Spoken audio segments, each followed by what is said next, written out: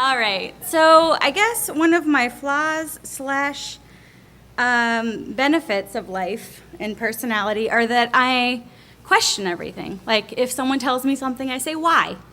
And I don't care. I just need to do it. I can't help it. Like it's just who I am. And from day one. And so I was raised in the RLDS church, which isn't as exciting as the FLDS or the LDS. It's like Mormons that are kind of current with like most non-denominational churches. But my family is generations and generations back. My parents met at the RLDS college. My grandmother was always in the church. My grandfather was a crazy Bible thumper. It just goes way, way back on both sides. So as a kid, they told me all these things. God is love, God is all powerful, and you should be nice to people. And so as a 3-year-old, I would go up to strangers who were crying and I'd hug their legs. And they'd say, why are you hugging me? And I'd say, because God told me you needed a hug. And I couldn't reach your arms. And like 20 years later, these people are coming up to me at church camp saying, that was so life transformative. And I'm like, I don't remember it, but sweet. I'm glad you got some meaning out of it. And at a bookstore when I was 3, my mom was like holding my hand, and then she got enveloped in a book, and I was enveloped in a book, so she looked away. She looks down, I'm gone. And so she's like, oh, God, this 3-year-old kid, right? So she sees me hugging a homeless dude. And she's like, okay, honey, let's go.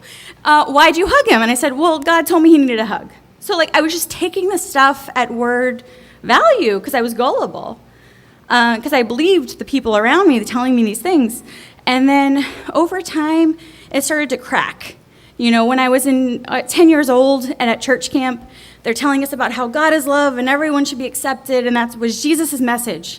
And I said, well, how come homosexuals aren't invited to the table then? And they just said, well, you know, and I was like, all right, well, I don't believe that. And so I was like, okay, well, humans are flawed, my family's flawed, I see this all around, so rise above, right? Like, do your best. And then I start going to school, and they start telling me about wars that are forged for religion. And I'm like, well, that doesn't seem right. Like, that's not what I learned. And I'm just like, okay, well, people are flawed. That's still the lesson, right? But then it's a matter of, like, everyone has a chance for redemption if you accept the Lord. But then I'm watching my brother, and he's a paranoid schizophrenic with bipolar. It's called schizoaffective. And trauma-induced a catatonic state when he was 13, and they didn't know what to do with him. So they put him in a chemical straitjacket, which is antipsychotic after antipsychotic until he doesn't have to think. And then over time, they hope that he'll heal. But 20 years later, after all these medicines, now he's mentally retarded, mentally impaired, and he like can't function. And so watching that as like a kid that was 2 years younger than him, he was 13 when it happened, and I'm like 11, and I'm like, but where's God? You know, where's this all-powerful, almighty, all-good God? Like, my brother didn't do anything. He believes in God, he's gullible, he's sweet, and I just watched it over time. And I'm like, all right, I don't get this. Like, this is a dude who tries his best, and he's being in a situation where he can't win, ever, and he still doesn't. And I couldn't reconcile it.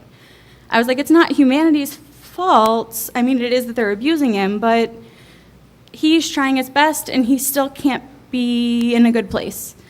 So I couldn't figure that out. And then I went to college, and, you know, I was trying to be practical, but I kept being drawn to sociology and philosophy, and I called them my candy courses.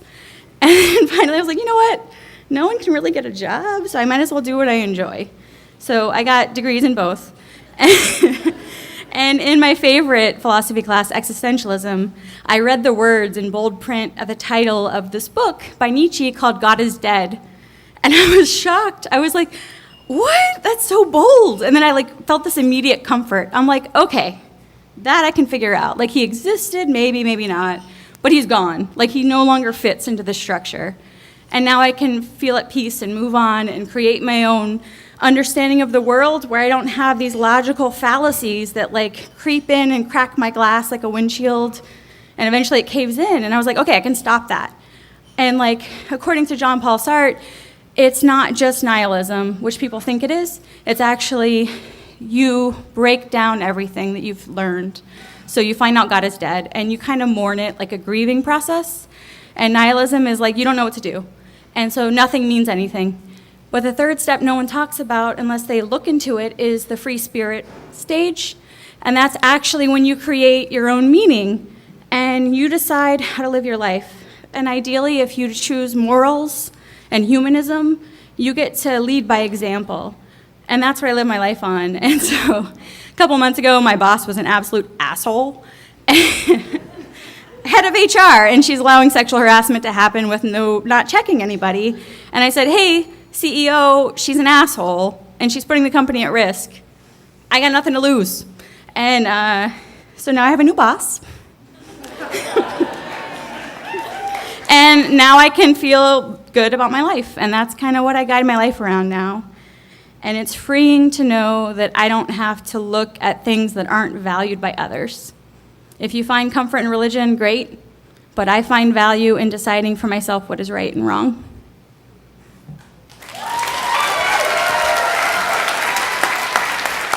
Keep going for Angela.